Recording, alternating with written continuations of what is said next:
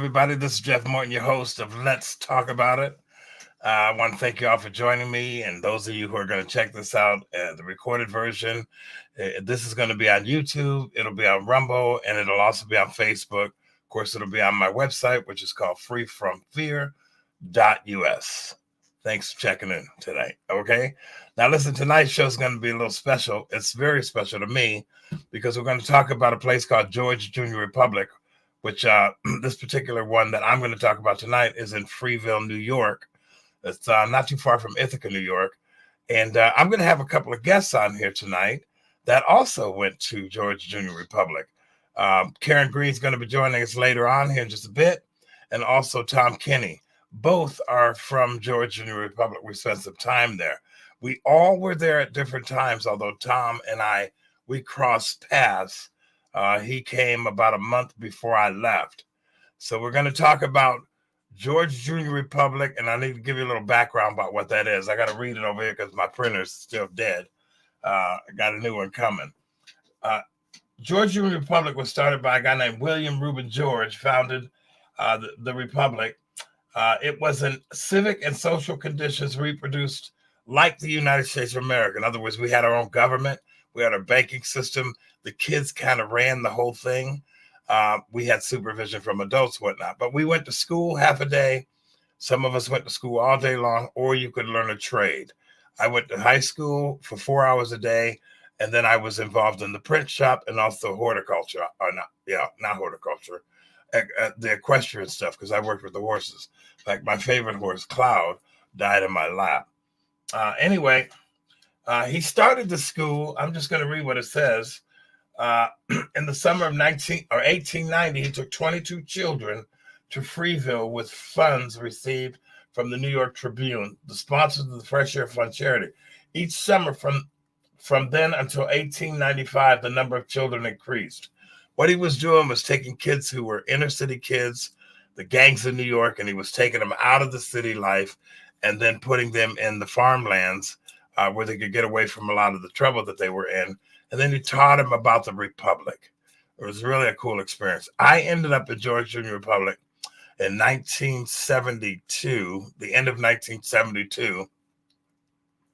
The courts sent me to George Jubnior Repblic. And I'll talk a little bit about that later on. But really, I kind of want you to hear the story from my guests. We had two other people that were going to join us tonight, but one individual is dealing with a pretty difficult situation, and she had to cancel. And then the other person, her name was Barbara, she canceled. She said she just got a lot going on. But the other thing, too, folks, is this is broadcast in the Pacific Northwest, and my whole world back in those days was on the East Coast. Okay? So we got a lot to go over, a lot to talk about, and really, I just want you guys to hear the experiences we all had from ourselves individually. I'll share a little bit later on, but first and foremost, let me bring in my guests. I want you to meet Karen Green and Tom Kinney. Hi, you guys. Hey. Howdy. Hey. So now we're going to start with you, Karen, and go ahead and leave everybody on the screen if you would, Carol. Carol's my engineer. He's in the background. You can't see him. He kind of does everything that makes this show work. So, Karen, we're going to start the show off with you. Okay. I'm going to give you about 5 minutes. Talk about how you ended up at George Jubnior Repblic, even if you have to get in the dirt, because there might be some young people that see this. Mm-hmm. And then we'll talk towards the end of the show, we'll talk about how that experience affected us and how our lives, how we benefited from, or maybe not. I don't know. Mm-hmm. So I'm going to hear both of your stories for the first time tonight. Heard a little bit about yours, Karen, when we talked on the phone. Tom, I know very little about you. So you'll get your opportunity to share your hard luck story, how you ended up at GJR.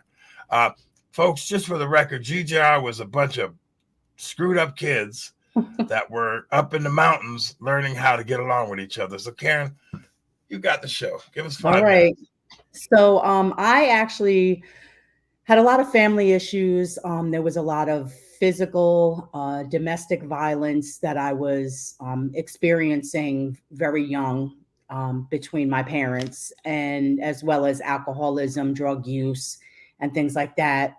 Coming up got to see, unfortunately, a lot of things that little children shouldn't really be seeing. With that being said, I started to, when I entered school, I started to not do very well in school, and I became very a truant. I guess that what they called it. I had a truant officer that would often come try to find me to bring me to school and things like that. I wound up in a group home. And this is in 1983. I wound up in a group home, and when you're young, you think you know it all, and you have all the answers, and you just want to be out there on your own, so to speak. So I wound up on probation, and when I was 13, and I had a probation officer who he was a really great guy. His name was Woody Anderson, and I was just really out there in the streets. I was drinking, I was smoking weed, I was smoking cigarettes, I was being very promiscuous. And it was really to the point where I had to make a decision of what I was going to do with my life. And I chose to leave Rockland County. I'm from Nyack, New York. Very proud of that. And January 9th, 1984, I was put on a airplane, and sent up to Ithaca to go to the George Junior Republic, which everyone has their own experiences that they share from George Junior Republic. And, as we talk more during this segment, I can say that it really truly saved my life, took me out of a very bad home life situation, and opened my eyes up to things that I had never seen before or experienced.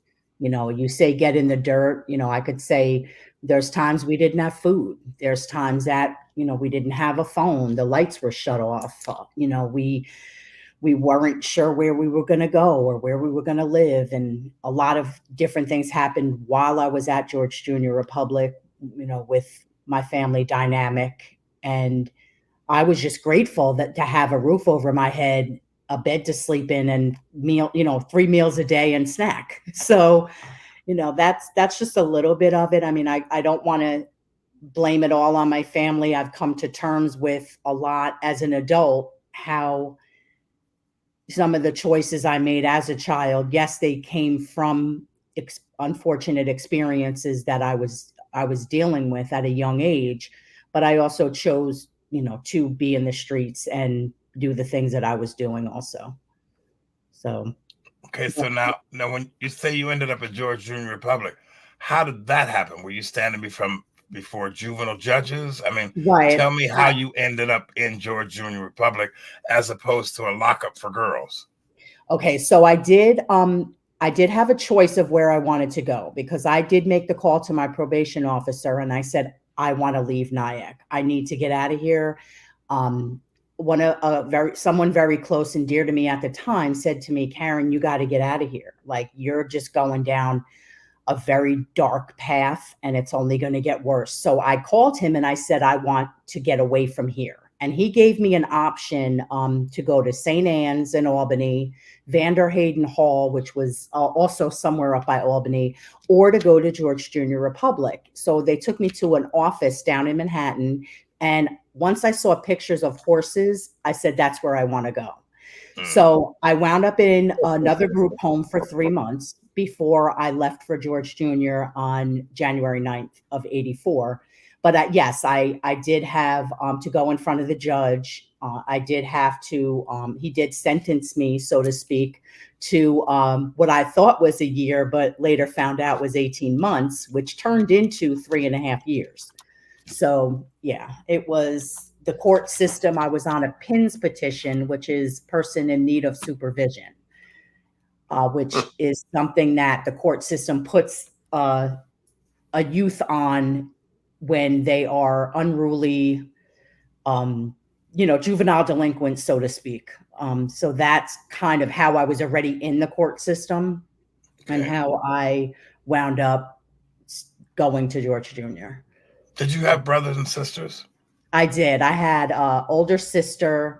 I had an older brother and I had a younger brother. My younger brother was also in placement, but he stayed in Rockland County. He was in a part of St. Agatha's group home, or St. Dominic's, one of them. Yeah. So he stayed in placement, but local. Yeah. So, Okay, so Carol, do you have the picture of the first day that she? oh, There you go. Now, see, when I see that picture of you, I mean, we're back in the 80s.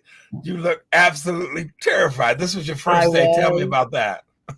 Well, that was my first day, and it was January in upstate New York. Now, yes, I'm from closer to the That's city, cold. about Yes. 20 miles from, Manhattan. So this was way up in the middle of nowhere. I mean, I was like, where am I? So that was the first day, and we got a big sister, a big brother, a big sister to help us like walk around and take a tour of the campus and let us know where we were, like, what was going on.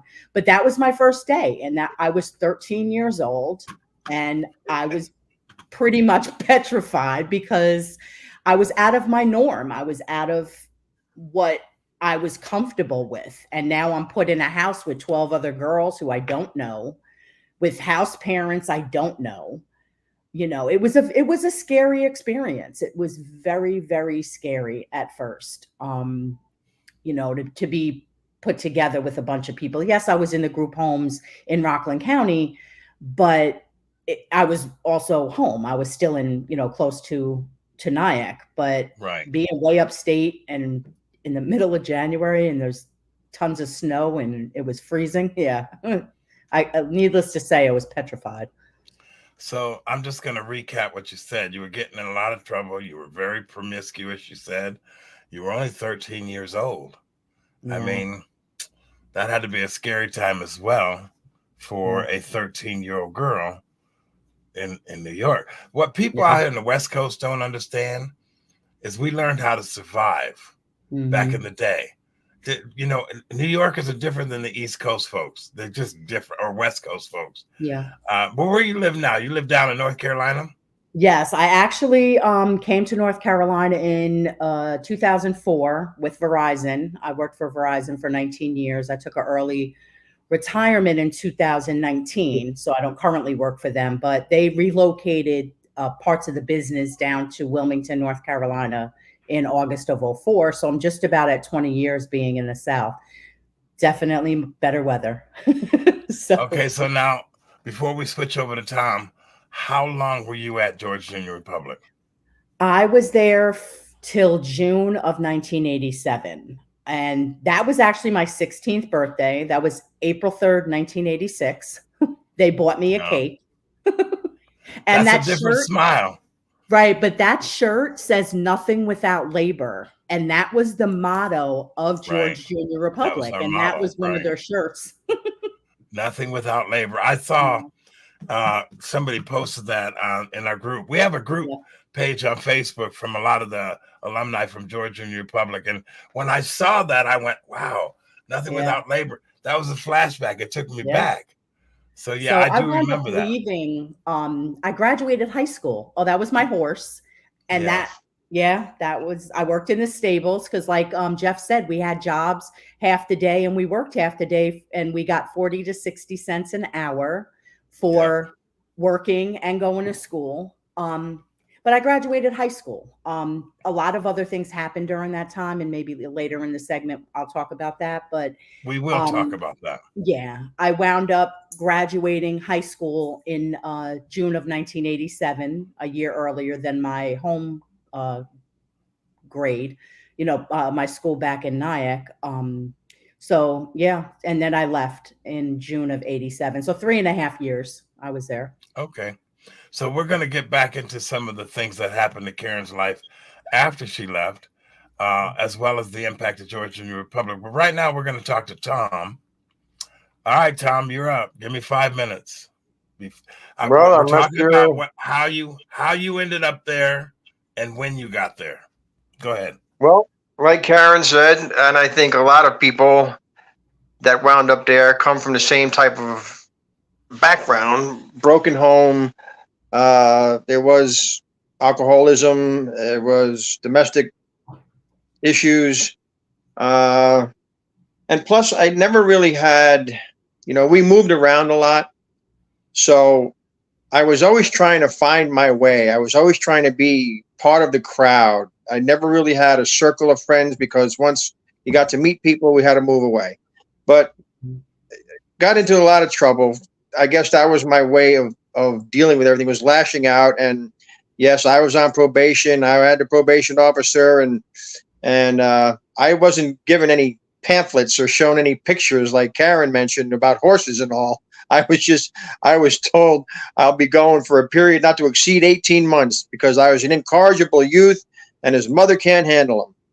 I have 3 older brothers, but they were all out of the house. So I was just there with my little sister. So I was kind of just creating havoc for them. So it was decided that's where I should go. And of course, I didn't believe them when they said, yeah, we'll be here on such and such a date. Well, it was September of 76. I don't know the exact day, and so I went out partying the night before, my friends, everything, we're going to miss you. And I didn't believe it until the next morning when my mother come in and said, they're here. I said, who's here? They're here. It's time to go. And so I was all hungover on my 3-hour trip up to Downsville, New York. How old were you? So I wasn't in the best of mood when I got there. It's hard to tell on that picture, but so yeah. And then the first picture with that's the second picture. I was his big brother. I'm the guy in the sweater, but I don't remember the other guy's name. But the first picture is me and Frank Petrie was his name. And I was a short little 4'6" kid that that coat to me. I could swim inside that coat there. And you can see the long hair. So that was before that cut. That, like I said, that was my first outburst, was getting that haircut. If the hair touched the collar, you need a haircut. If halfway down the ear, you need a haircut. If it was halfway down your forehead, you need a haircut. And if it stood up longer than 2 inches on top, you need a haircut. So they just chopped it all off, and I just burst out of there. Anybody come near me, I was swinging, but and trying to fit in, you're doing things, substances and alcoholism. And, I got into that at an early age. I was only, I was 15 when I went there, and I turned 16 there, and I got out just before my 17th birthday. So, I don't know if I recognize what benefits it gave me until years later. We're going to talk about that. We'll talk about that because we're going to have another segment on it. So hold on to that thought. Now, let me ask you a couple of questions. Did you have a dad in the home? No. Okay, so it was you, the older brothers were gone. I mean, there was, in the beginning, there was, but then there was a lot of alcoholism and domestic abuse. And so then my parents got divorced. So there was just me and my sister, one of my brothers, and my mother. What kind of trouble? My mother went into the program to kick her alcoholic problem, and she eventually became a counselor where she would go speak at men's prisons, and she would speak to people who had a blackout and ran over 2 people and killed them and didn't know that. So that was what she dealt with, and she was always telling me, you know what you got to do, because life was sucking. I had nothing going on. Nothing going on except partying and, trying to fit in. And my way of fitting in was partying the most. What kind of trouble did you get into? When you say, you had to go before a judge, what kind of trouble were you getting into that would cause you to breaking into houses and stores and just like vandalism? Just, they had a thing called gate night. That's the night before Halloween. So you go out and you trash things. Well, you get caught for doing that. That's, destroying somebody's property. That's vandalism. My brothers came to get me out of jail before my mother would, because they wouldn't tell her. They didn't want her to get upset. So I would call my brothers to come get me, and they would come get me. And of course I get smacked around by the big brothers for getting and doing the stupid stuff. And then, the judge, like I said, he said, exactly, for a period not to exceed 18 months. And I'll tell you how I left there. Whenever you want to know that, I'll tell you. But I was I was 17 months and 3 weeks. And there was a social doctor there. His name was Mr. Deneen. Oh, yeah. So I go to see him on 17-month and 3-week mark. And he said, well, the courts are kind of backed up and, we might not be able to get there for 3, maybe even 6 more months. I stood up and I stuck out my hand and I said, it's nice to have known you. I won't be here in the morning. And I split that night. Me and another guy split that night. A guy from Spring Valley. Karen would know about Spring Valley, and we hitchhiked. We had to hide from everybody because you didn't know if it was security, because security would come find you. I knew people from Georgia, from Indiana. They go get you and they bring you back. So we had to hide from all the cars at night, and it was the wintertime. So we got our dress shoes on because that's all we had was dress shoes. So we're diving over the snowbanks and we're hitchhiking and hiding from what might be security coming to get you. And it took 350 miles. It took like 6 rides and we made it back to Rockland County. Now, I didn't go home because I knew they would be there, or if they weren't there, they were on their way there. So I called the house and my mother said, they're here waiting for you. And I said, I know, that's why I'm not there. So being it was wintertime, they said, stay home. Let's just say it was a Friday. They said, stay home, go to court on Monday. I stayed home. I stayed there. Monday was a snowstorm. People from up there couldn't get down to Rockland County. And they said, come back to court on Wednesday. So when I went to court on Wednesday, they tried to say we could use the additional time to prepare Tom for the ever-growing world. And my probation officer kind of snickered at that. And then he rambled off my positive traits, or whatever you want to call that, from being there. I worked the extra job in Ewald, breakfast and dinner. I was a foreman in the art shop. I worked lawn maintenance. I went to school. I don't know. Karen said you went half a day. I don't know if that was mandatory, but when I was there, it was voluntary. You got paid 50 cents a class to go to classes. Really? And so I went to. I think maybe that was the case with me too. But go ahead. So I went to class for 4 hours in the morning, and then did the afternoon shift. Either it was lawn maintenance or the art shop with Mrs. Harris, who was one of the best people there. Mrs. Harris, yes, absolutely. Mrs. Harris was one of the best people there. Yep, she was, without a doubt. Well, I'm gonna tell you a little bit about my story. I'm from Rochester, New York, you guys. And what happened with me was my mom had 7 kids, and we didn't have a dad in the house. It was terrible. We were poor. I mean, I remember when we only had 1 fork in our whole family, so we would share the fork. I remember, Karen, you'll get this, when we had 6 feet of snow outside and they came to turn the gas and electric off. And we would have to get up and go to school the next day. My mom used to have the stove. Well, they didn't turn the gas off because it wasn't both at the time. You had gas and you had electricity. They always turned the electricity off. So you could always tell what kid in the neighborhood's family didn't pay the bill because the lights would be out at nighttime with a blizzard outside. Okay. And so that's the way it was for us. And then mom didn't have a lot of money. She didn't have anything really to take care of stuff. I remember we would eat cream of mushroom soup on toast for a week. If we ate anything, she always fed the youngest ones first. So it was a tough time. Well, what I was doing out in the streets, I'm like 12 years old. I'm boosting cars. I'm stealing cars and taking them to the chop shop. That's right. I'm going to these nursing homes because the people always put the keys in the visor. And I would just take the key out of the visor, drive the car over back into the ghetto to the booster shop. They would give me a little bit of money. I'd go buy some dope and sell it at the high school. Some pot. That's basically what I was doing.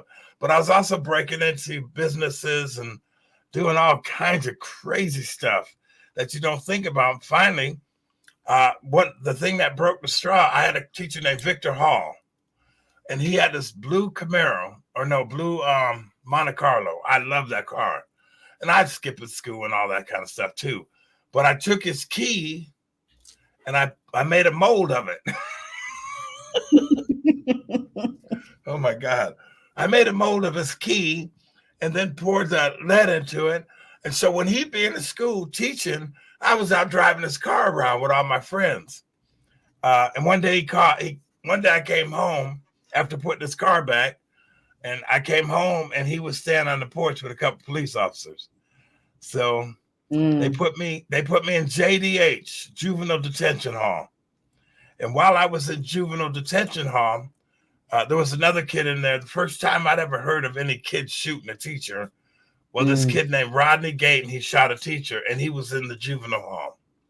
While we were in there, he and I became friends. We kind of like cousins in a way, because I knew him before he went in, before he shot the teacher. And we grew up in the ghetto. I mean, it was ghetto. It was ghetto. We caught him. We went into the bathroom. This is important.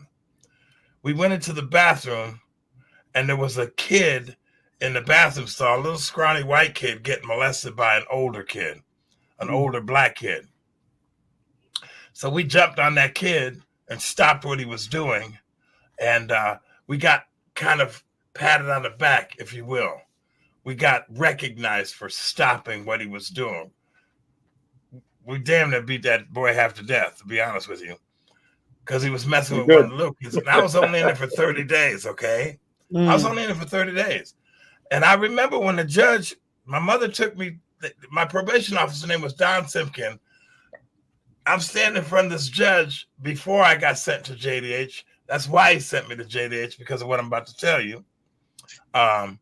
He said, young man, when the street lights come on, you better have yourself in the house. I don't ever want to see you in my courtroom again. And then he goes, do you have anything to say for yourself, young man? Now, you got to understand, I'm 12, 13 years old. I looked up at this judge and I said, F you, I'm out of here. And I turned around and tried to run out the door. Well, I didn't get very far. I'll never forget when I turned around, trying to run out the door. My mother sitting there with the probation officer. She put her head down like this, like, oh, Lord. And and the judge said, 30 days, JDH. So when we saved that kid from being molested in there, that was the first time in my life I made a difference. And it was like, wow. And so when I went back to stand before the judge, he said, well, you're going to be in the house when the street lights come on? And I said, I don't really want to go home. Do I have to leave?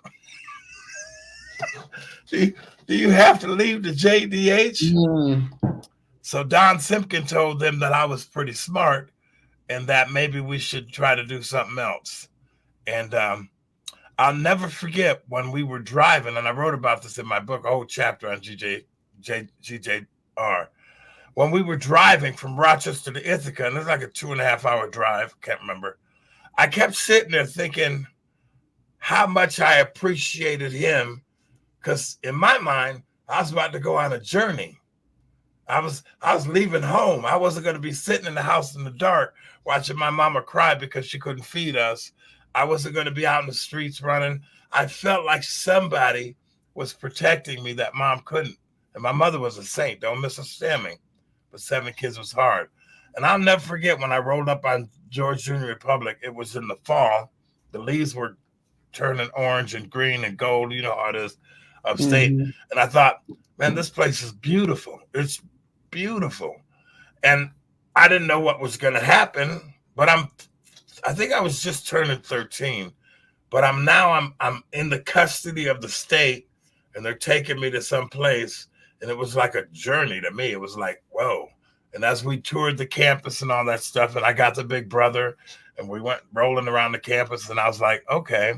And I had an afro. I had a Michael Jackson thing going on back in the day.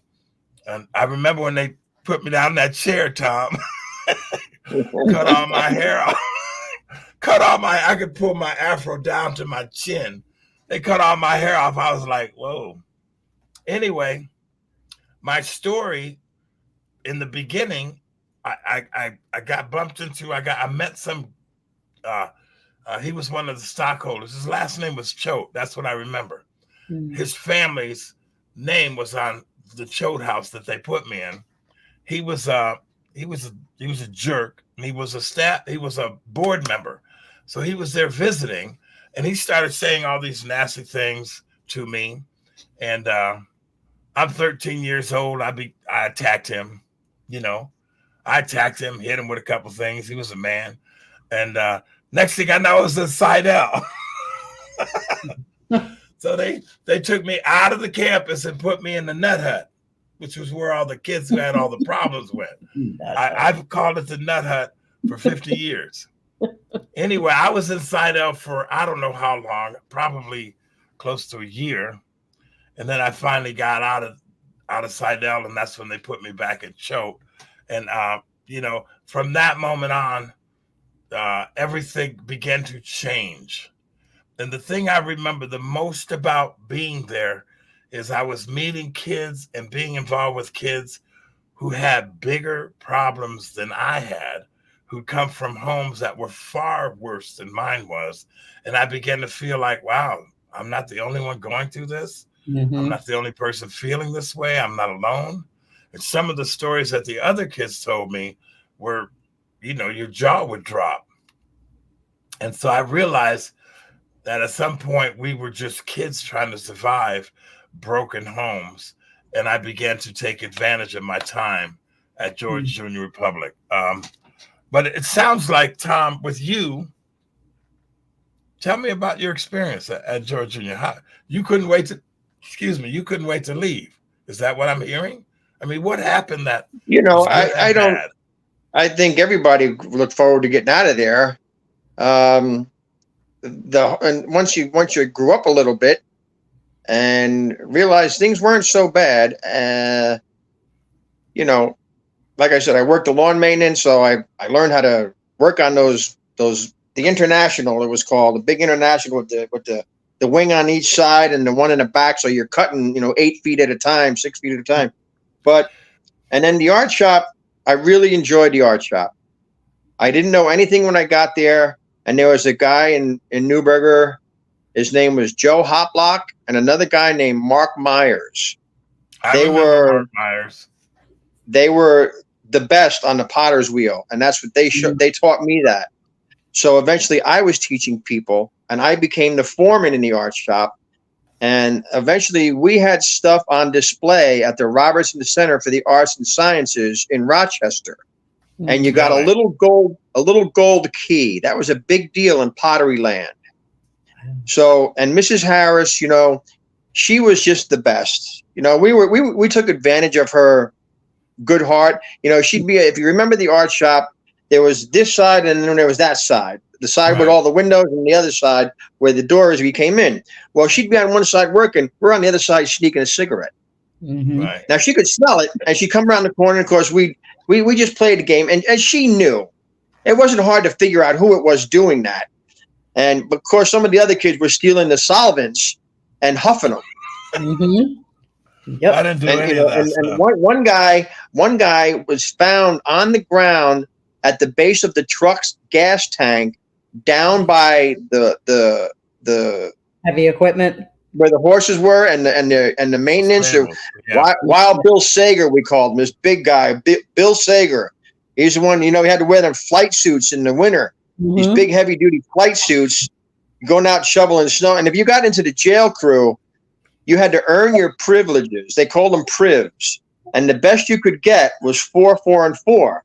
Yep. Now, again, you two know what that means. But to explain that to somebody else, what that means is you get 4 hours of soft furniture, 4 cigarettes. Oh my God, I'm getting flashbacks. 4 hours of television. And if you didn't work, Pop Towner was the guy in charge of the jail crew. Pop Towner, yep. Now, if you could ask Pop Towner, why is the grass green? And he'd stand there and you could have a conversation for the next 2 hours. But then come priv time, you don't get no privs. Now, you thought he was being your buddy, but he was just telling a story. You could work and still listen to the story. And you get no privs, so you had to sit at the hard table. And if you were in the jail crew, you had to sit at the hard table. You had to have a tie on at all times, and you ate separately. Mm-hmm. So, yep. And another guy, Mike Skolarski, he was in Choate, I believe. He was the judge. He was the judge that you had to go before. And then he would ask, what did you have suspended or whatever that meant? And the little clerk of courts would pull out a little card and say, it would show what was told would happen if you did it again. And so that's what he would, you know, he would pass judgment. Like, who the hell are you? A chit. It was a write-up. They called it a chit. And then you had to Right. go see the magistrate. And then he sent you to jail. Then you had to be a part of the jail crew. It was just like a regular little republic, a little community. So yes, I went through all of that stuff. I'll tell that story a little later on. But the anyway, house I parents, knew Mike Skolarski. I remember Mike Skolarski. The house parents, well, I had Mom and Pop Ashley. I don't know any other house parents there other than by name and seeing them at meals. But we were, you know, when I first got there, I wasn't there long enough to take advantage of the first trip home. You know, if you were good, you got to go home for a vacation. Yeah. Spring. Well, I wasn't there long enough to earn that. And Pop Ashley, for everybody, I think most of the people smoke cigarettes there. And in the wintertime, during that break, when not everybody was there, after meals, Sunday the meal was in the house. And he'd say, all right, gentlemen, smoke them if you got them. Yeah. And we'd sit around that big, giant fireplace in the center of the room, smoking cigarettes like there was no tomorrow. Of course, I don't smoke anymore. I just passed 4 years of not having a cigarette, but I smoked for, 47 years. That's why I look chubby. Well, I'm gonna jump in. There was fun times. I think Karen mentioned, and you mentioned you have 3 meals a day and you have things that are provided to you that I didn't have. Having 3 older brothers, I was lucky if the shoes only had 2 holes in the bottom when I got them. Right. Been there, done that. The hand-me-down. My mother would put plastic bags on your feet and cardboard inside the shoe so your foot wouldn't get wet. Going to school. Yeah, we were poor. Poor was a nice way to put it. Right. But having been up there, the experiences, you create friendships. And I've looked for people with the invention of social media. I have found some, they say hello, but a lot of people are just not into corresponding. A lot of people want to leave the past in the past.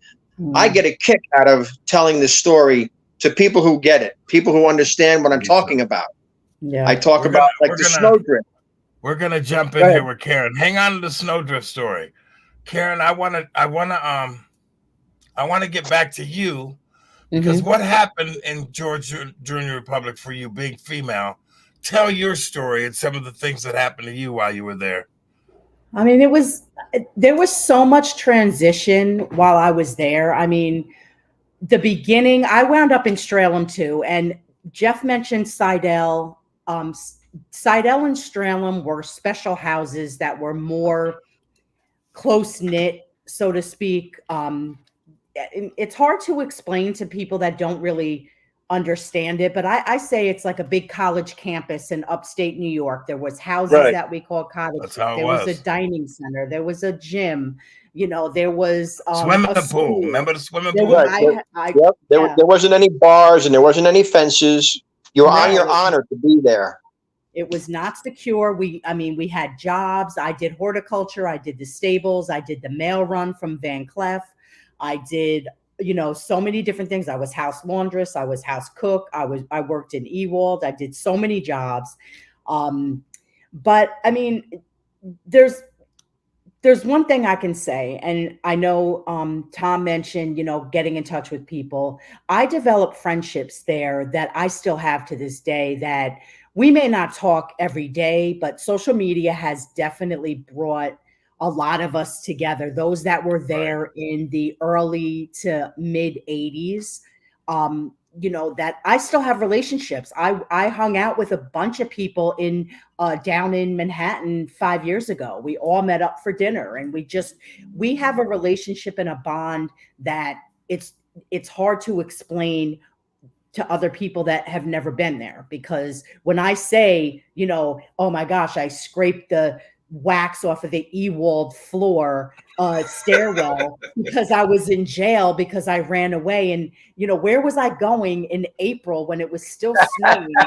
I made it from McAllister House to the school and I got arrested, and had to go in front of the magistrate. But, it taught me a lot of things. I Ask did me the about cleaning the bricks later. right. I mean, there's so many things I could say. I just I learned so much there, and it was hard because I always wanted to be home. Always wanted to go back to Nyack. I always wanted that family. My mother, she was an alcoholic for many years. I didn't have anywhere to go home to because she had nowhere to provide for me to go. Fortunately, I have a friend who I still am friends with 54 years that her mother opened her home to me, and that's where I would go on home visits. And I still stay there when I go in New York to New York. But I learned a lot about responsibility. I learned about accountability. I learned about choices we make and decisions we make in life and the consequences that you have. Um, you know, I I did very dumb things even while I was there. I don't want to say that, my whole time there I was a saint. I broke Right. curfew. I smoked illegal use of tobacco, or IUT as we used to call Yep. it. Yeah, Uh, the VHC. I would be, breaking curfew at night because I wanted to run around, at night, running through the cornfields. Like, I, you know, it, it's hysterical, when you I think of these things. I didn't run through the cornfields. I rendezvoused in the cornfields. Well, That's yeah. I mean, right. Got We in used all to kind of trouble. rendezvous in the orchard, in the apple orchards, Apple, or yep. Oh just go boy. right up to the window to get a couple of kisses. Oh, yeah, Yeah. from I McAllister got because it more was than all kisses, bro. windows. Yeah. It was a But mess. So anyway, you're there. How long were you there? 3.5 years. So And there's then a couple little things that happened during that time. So um unfortunately my father passed away of an overdose in July 31st, 1986. So he it was very sad, but he did pass away while I was there. And during that time I actually became very involved in a church in the local area and was allowed to go off campus and go to church. So I met a family that became my foster parents, Jim and Nancy Crawford. They lived in Freeville, and I moved out of George Junior and I went to live with them in Freeville, and I went to the local high school, Dryden High School, and this was in August of 86. And during that time, it was a very big culture shock to me. I was telling Jeff how I come from Nyack, Rockland County. Certain areas, but it's very diverse. When I went to Dryden High School, there was about maybe two Black uh, wait. Hang on a kids in second. there. Let me translate what she just said to y'all. I grew up around a whole lot of Black folks, and then Yeah, all of a sudden, I'm hooked up in this high school with only two Black people. So out for of we yeah. tell it like it was. Come on, tell it It the was way it was. literally yes. I mean, yep. Where I lived in Nyack, it was It was predominantly the Black, hood. and that was Yes. what I was around and comfortable with, and still. But when I went to Dryden High School, there was two Black kids there from out of grade 7 through 12. It was a very big culture shock for me. So some things happened, and I wound up leaving the foster parents' house and going back to George Junior. And at that point, I buckled down. I decided to, really get my head wrapped around school, and I focused really just on getting done with high school, which I did. But you know, if you ask some of the people that were there while I was there, I was known for fighting. I used to throw my hands up a lot. Um, Temper, anger, issues, Me too. over boys. A lot of it was, over the boy, stupid boy drama. Just a lot of memories. I mean, a lot of friendships. One of uh the things I remember most is we did a talent show, and it was when We Are the World was Mhm. the song, that was the collaboration, and we did that. And I hit some people up recently because I saw the video on somewhere on YouTube or something, and it just showed how, like Jeff said, you take a bunch of youth from all over New York. I mean, it was all over the state of New York, and you put them in a campus in upstate New York, and you watched different personalities and different races, religions, everything just come together because we were all there for pretty much the same reason. We were messing up at home. We had family issues. We didn't want to go to school. We didn't want to listen to our parents or authority, so we kind of could relate to each other. I didn't want to go to school until I got paid for it. Exactly, right?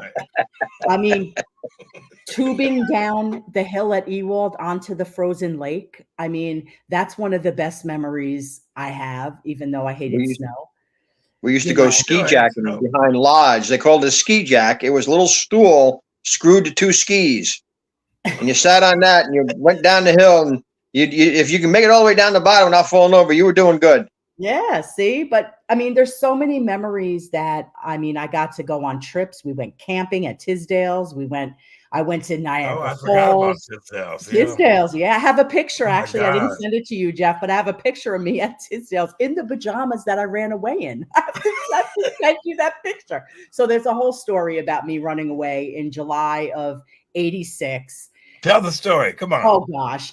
So I'm in the back of Stralem because I moved around. I could tell you I went McAllister, Stralem, Strain, Millette, McAllister, Stralem. Those were the houses. Explain what those were. Those were the homes that we were living in with house parents. Those were the names of the cottages that we lived in. There was girls' houses and guys' houses. Right. So anyway, I'm outside in the back of Stralem, and one of the girls' boyfriends had got this guy in Long Island to drive him back up to George Jr. to pick her up. So they're like, Karen, you got to come with us. Come on, you got to come with us. And I'm like, I don't even have shoes on. I have like my pajama outfit on that I was wearing to bed.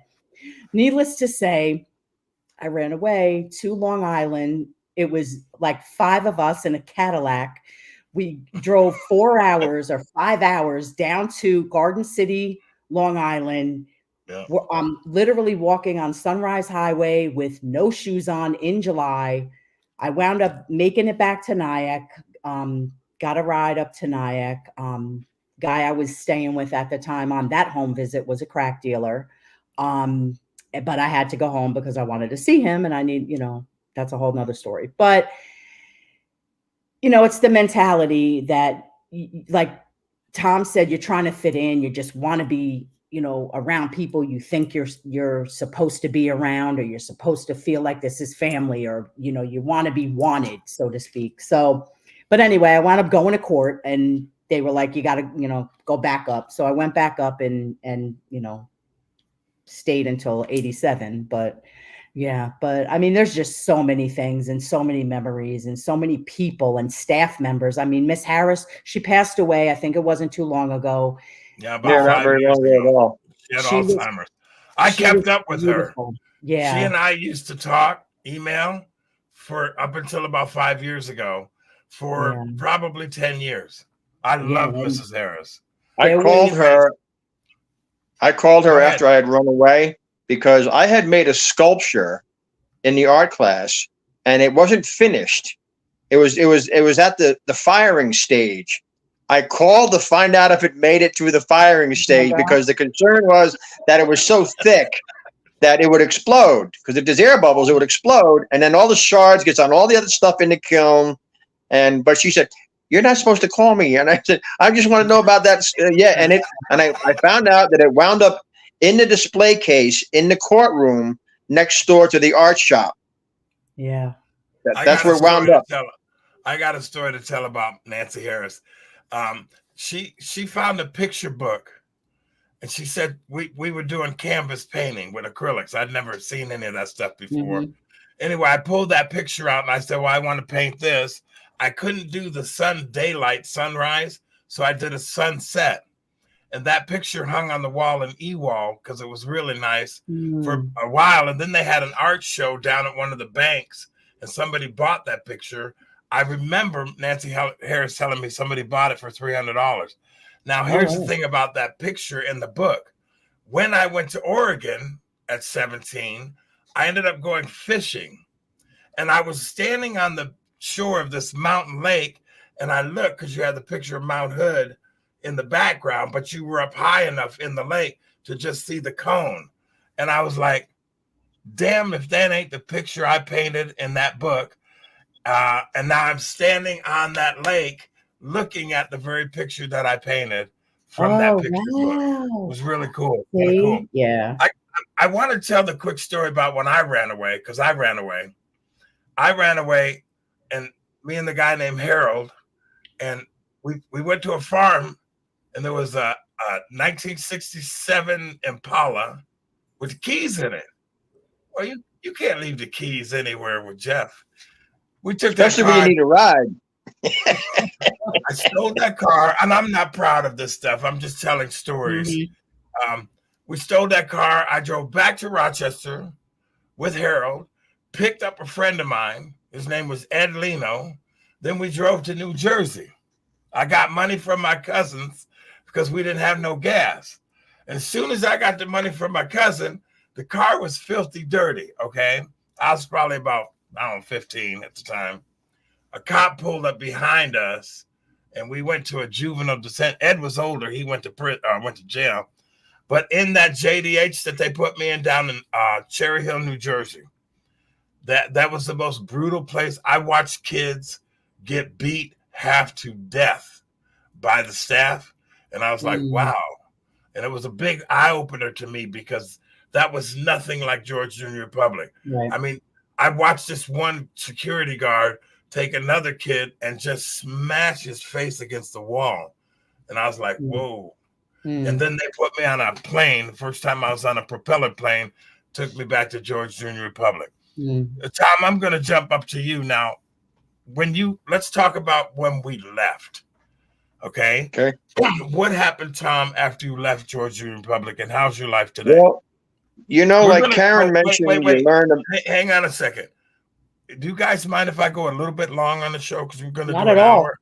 But it's all good. I'd like to keep going. Okay. Let's talk about, we're going to start with you, Tom. You left, you went home, or wherever you did. Tell us about your life. Well, like Karen said, you learn responsibility and accountability. But unfortunately, I went right back to where I left. So my first day home, I was out partying because I'm back with all my brothers and my friends, and I'm back where I started. And so it took another, as I left in 78, I moved to California in 88, and I still didn't get it together. When I left there, I was, partying and getting in trouble and, not holding down jobs. You worked today to get some money, and it didn't matter if you had to work tomorrow because you got the money today. But the one job I had, we were building swimming pools, and that was a great job because we got half the money up front. And so then the one guy, he'd take off to the man's house and come back. And then anyway, I wound up doing the same stuff that I left when I left. Doing the same stuff was what caused me to go there in the first place for the most part. I was welcome back home, but eventually I came home one day from work, and my mother said my little sister and her were moving to a smaller place. I could stay there where we were at, or I could find another place. In other words, I'm on my own as of right now. So it took a while. I got tired I had nothing. I got to a point where I had nothing. I had no place to live. I had no job. I had no prospects. I lived in the bar. I lived down at the guy's house in New York City where you get the substances. And so I really didn't, I learned a lot, but it didn't carry over, let's say, until later in life, 10 years later, at least. So when I left Rockland County, I came to California, and it took a couple of years to get all the cobwebs out. But eventually I'm retired now. I owned 2 pizza shops for almost 20 years, married for just about 29 years. I got 2 great kids. I don't smoke. I don't drink. Life is good. And I don't mind telling my story to people. Yeah. But things are different today than they were then. Yep. Right. That's true. Back then, I mean, I don't know about you, Karen, but when I was there, I've heard stories of later years at the Republic where there was sexual abuse by staff members and students. Right. And I heard that, like Newberger I've heard was been broken up into 4 separate little living quarters, where if you were good and there wasn't that many kids there, you got a double. That was one of the rooms that had 2 beds. Yeah. And if you got that by yourself, that was good. And I was almost up to be a young adult. You had to be recommended to be a young adult. But then I got caught smoking weed that we grew in the house. Because plants and books was a big deal when I was there. Yeah, and so there were plants all around the living room, and we had the big 5-gallon bottles, and we'd make terrariums with them. Well, once you put something in there to grow and it gets all foggy, you can't see what's in there. This plant was growing 6 feet from where Pop Ashley would sit at the table. But once it started to pop out the top, we had to pull it. So we pulled it out and let it dry and stuffed, took all the tobacco out of a cigarette and stuffed all the weed. And then me and another guy named Gary Murillo sitting up by the big water tank behind Newberger. And here comes Pop Ashley bounding up the hill. We're smoking weed. So we got the jail crew, and they were having a softball game out at Lodge Field that day. So we got marched over there, and we were in jail, but we're all high, so it didn't matter. But anyway, life is good now. The pizza business was very good to me. I own my house. I own all 4 cars in my family. I don't know anybody on the planet a nickel. That's awesome. So it was a rough road to get here. And I don't mind telling the stories, even if it's not George Jubnior Repblic. If it's, my kids don't know about my history. I only tell them that if you need to know something about a particular subject, you ask me. I can tell you. I won't tell you how I know, but I can help you with that. So it wasn't such a bad thing. Looking back on it, it wasn't terrible. But like I said, I was a small kid, so I didn't get into many fights because there wasn't very many people I could beat up. I made friends with the big kids. There was one guy there, Gus Webb. He was a guy I made friends with him, and there was another guy named, I think his name was Warren Montgomery. I think he was in Choate. He was like a karate dude or something. He said, "I'll sting you. I'll sting you." Yeah, right. Shut up. But I smile about it now.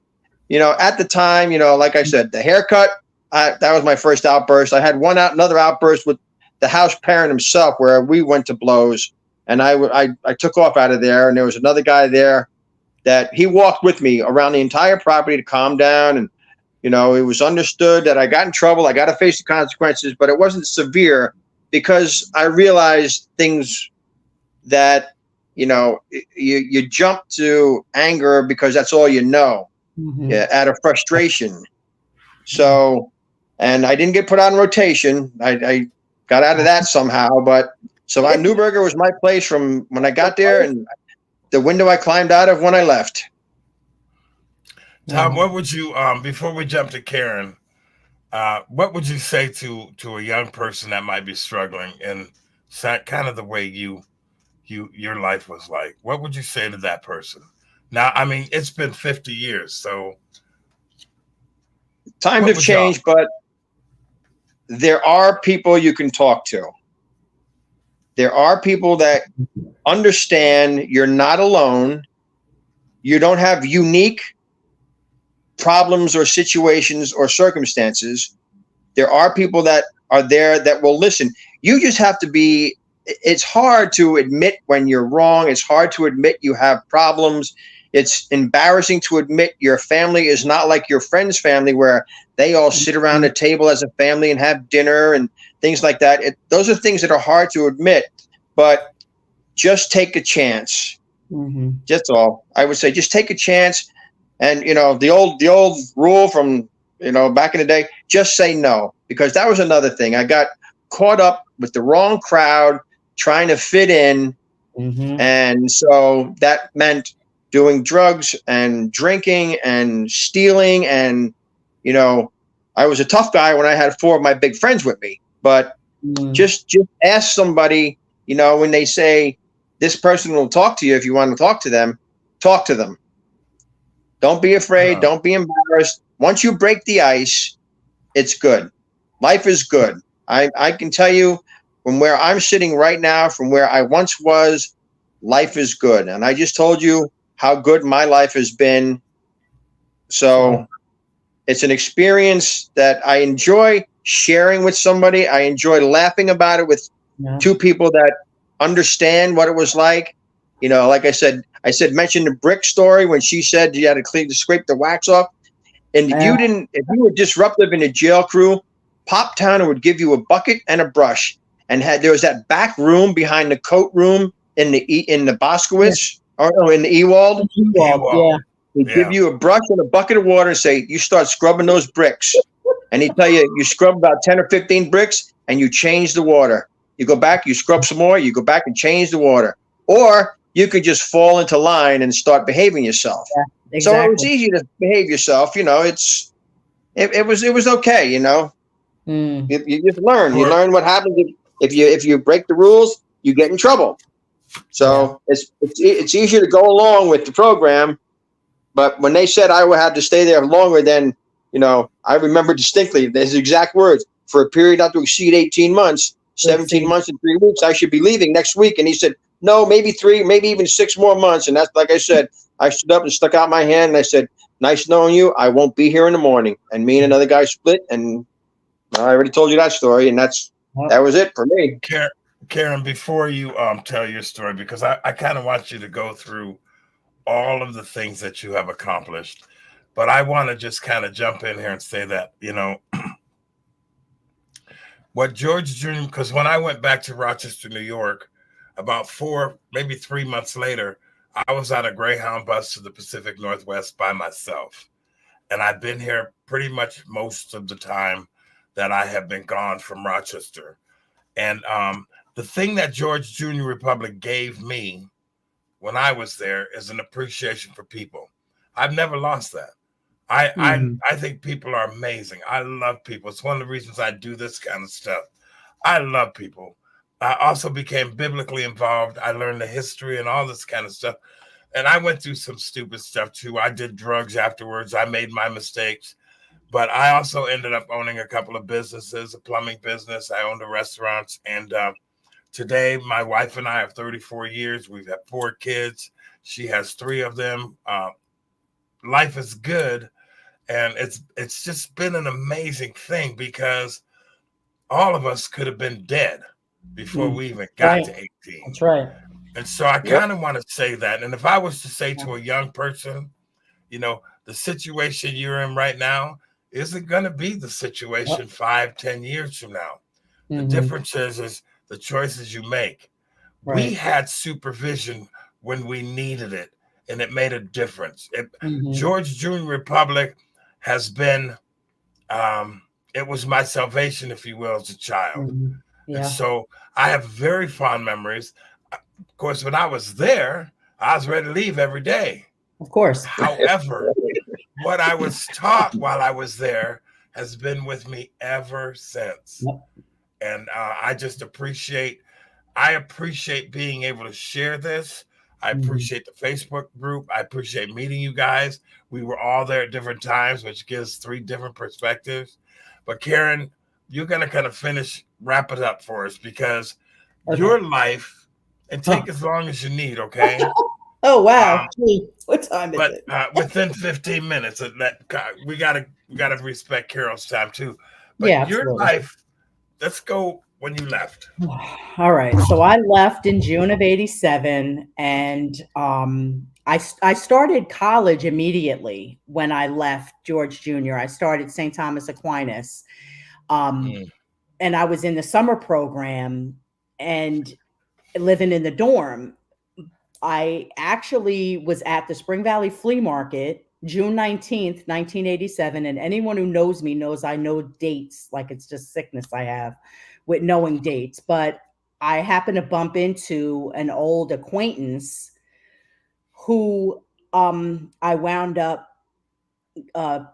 getting into a relationship with that lasted 15 years. So immediately pretty much got pregnant, and I dropped out of college, and I had my daughter in June of 88. So, I mean, there's so much that happened in my life during that time, but I wound up living with that same friend and her mother until April of 88, and I wound up out on my own in an apartment in Nyack with my sister.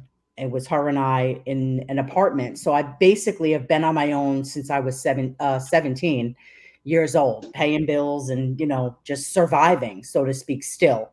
I worked. I've always worked. I wound up going to college. I worked at a restaurant in New York, in Nyack, and I owe a tremendous amount to the two women that owned the Coven Cafe in Nyack, Honey and Vivian, because they gave me a job, and I started to go to RCC, Rockland Community College, when my daughter was very small, and I wound up with nowhere to live, and they were able to find me. This is at one point I left my daughter's father, and I they knew the owner of a condominium complex in Muncie, New York, and I wound up going to live there with my daughter, and I stayed in that complex for 13 years. But during that time, I was back and forth with who became my husband, and the father of my three children.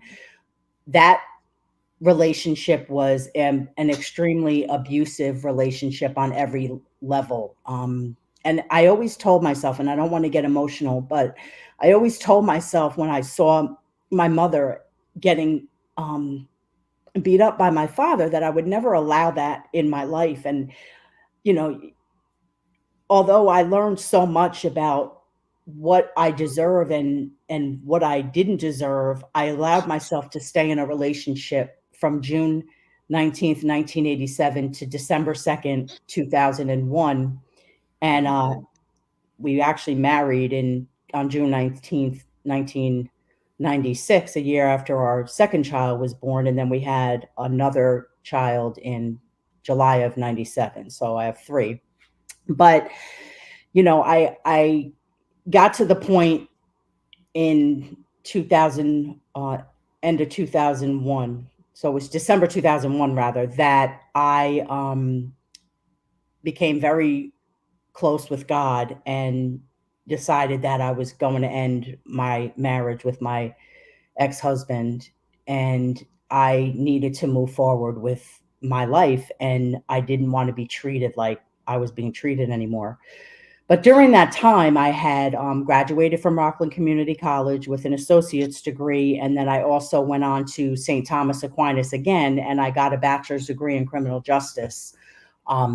Because it's funny, because in summer '87, I'm in the HEOP, Higher Education Opportunity Program. When I first left George Junior, one of the questions I was asked in one of the classes was, put one word about yourself that you would define yourself. And I said, ambitious. So I've always been an ambitious person. I've always pushed myself. I call myself a survivor, all the things that I've seen and done and been through. And I was able to, just survive. I have always worked. I mean, I've had many different jobs over the years. I've always worked, but I did get a job at Verizon in 2000, August 2000, and I stayed with the company for 19 years. That was Verizon, right? You said that's Verizon. Correct. Verizon. Okay. Verizon. Kind of touched out a little bit there. Okay. Yeah, Verizon. And I moved to North Carolina in August of 2004 with the company. I was in management for 15 of the 19 years I was with the company, and I took an early package. They offered early retirement package, per se, it was 5 years ago. So in 2019, I've had a lot of ups and downs. I'm not going to say that my life is perfect. I do have 5 grandchildren. My oldest daughter has 17-year-old, a 15-year-old, an 11-year-old, a 10-year-old, and one who just turned 7 yesterday. So I try to be, a great grandma to them. My son is here. He has a business in Wilmington. My younger daughter and I live together. She works and goes to college also.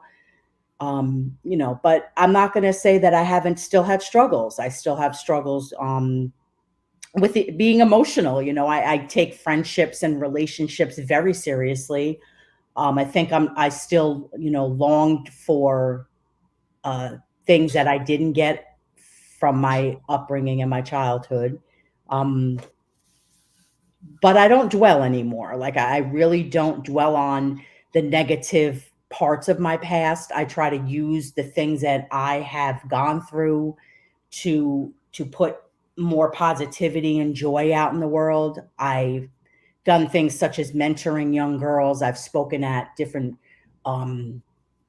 programs for youth and things like that. Something that's always been a passion of mine. And I think Jeff and I, when we talked about this the other day, because of the experiences and the things that we've been through in our lives, I know myself, I have a passion to help young girls and to help,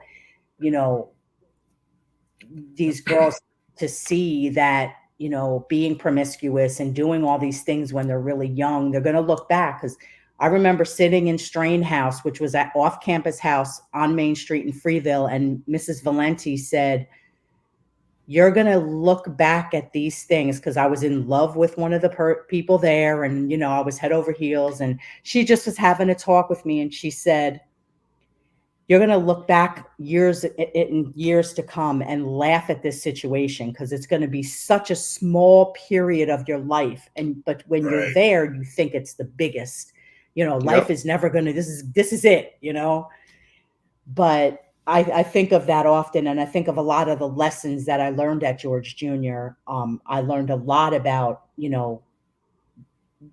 etiquette and just people, like Jeff said, just learning about people from all different walks of life. And I can walk up to a complete stranger and have a full conversation and be comfortable. Absolutely. Yeah. I've always been super sociable. People laugh at me all the time about it.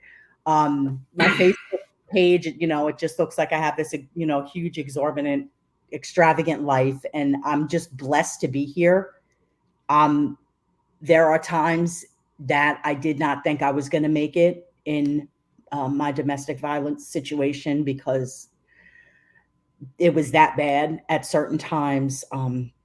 There was a time while I was at George Junior on a home visit that I basically came about that close to being murdered. And the person told me if I was in Brooklyn, I would have been dead already. So it's by his grace. And I'm going to say that because I am a believer, and it's by his grace that I am here.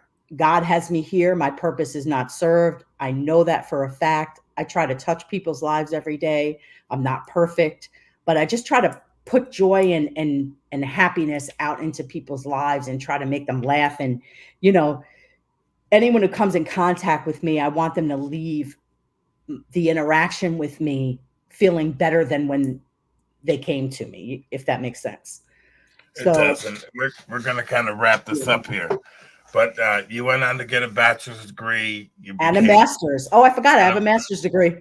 I got a master's degree, an MBA in 2008. Verizon paid for. Thank you.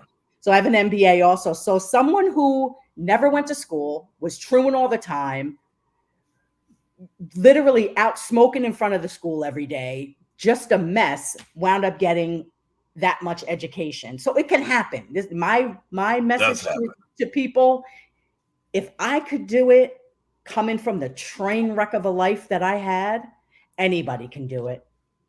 Yep. Well, listen, you guys, Tom, I'll give you the last word, and then I want to thank you both personally for coming on and doing this, sharing your stories, the fact that we're all here. We survived our childhood like so many people. Life wasn't perfect, but we learned something. We got a chance to learn something, to see something that we could draw on. And I would credit George Jr. with that. A lot of those people that went to George Jr. didn't have successful times. I've talked to a couple of them. But at the same time, I just want to say thank you, Carol, for indulging us, for going a little long on this. For anybody who sees the show, uh, we didn't go to a high school. We went to a school in the mountains that taught us how to survive in a different way than being in the streets. So, Tom, I'm going to let you kind of close this out. And again, thank you both for doing this. Okay. What do you have to Well, offer, Tom? I'm thankful to having been able to speak to you two about it and laugh about some of the times there. I mentioned the snow. That's one of the reasons I left Rockland County. I've seen snow 4 times in 34 years, because here in California, you can drive to the snow and leave when you've had enough of it. But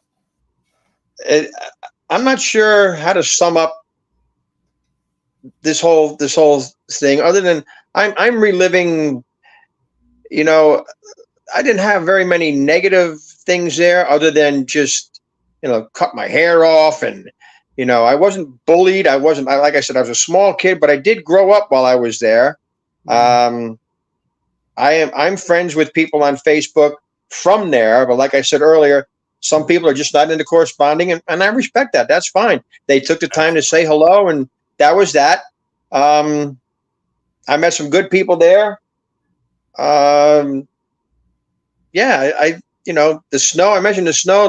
The snow would drift up against the back of Newburgh to the point where we tunneled in, and we had a hiding spot back there inside that snowdrift where we'd go hide and smoke cigarettes. You could stand up in this snowdrift little cave that we made, but it wasn't a terrible experience. At the time, it obviously I don't want to be here, but looking back, it wasn't terrible. It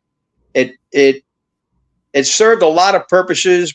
I probably still don't realize how many of them, but I think I've incorporated a lot of what I learned there into my life today without realizing it. Right. I agree. So life is good. I know I'm friends with you, Jeff, on Facebook. I'm going to look for you, Karen, on Facebook. Oh, I'm there. And I like talking about it. I'm not ashamed of it. Yeah. I might be somewhat hesitant to talk about what brought me there as far as my home life, because I guess it's a painful time in life, but it just added to learning something, just learning, being a little 15-year-old kid. And like I said, when we started, I was never part of the group per se, because we moved a lot. I went to 7 different schools before I got to high school. So I was always the new kid, and I was always tested, and I was always had to try to make myself popular, and did it the wrong way. The kid that would go steal stuff, and the kid that drank too much, and the kid that did the more substances than everybody else. So you think you were looked on as being cool. You weren't. You were look at that idiot over there. So anyway, yeah, it's been nice. It's been nice chatting with both of you, and it's been nice to go down memory. I also enjoy a stroll down memory lane once in a while. Well, I would ask you both to do yourselves a favor, and me as well. Share the links that are going to be posted on YouTube, on Rumble, and also on Facebook. And stay in touch. And I just really appreciate, again, you taking the time to do this so we could talk about it. My wife bought me this thing today. It wasn't supposed to be here for a couple of weeks, and it showed up today before the show. So I was really happy about that. That's fate. Yes. Yep. And that's also my God that I serve. That's right. Who takes care of us. Listen, thanks again. I appreciate this very, very much. We'll stay in touch on Facebook. Thank you. Have a blessed evening, and we'll be seeing you guys later, okay? All righty. Thank you. Right, thanks, Jamie. I see your message. All right, bye-bye, you guys. Bye. Bye. Bye-bye.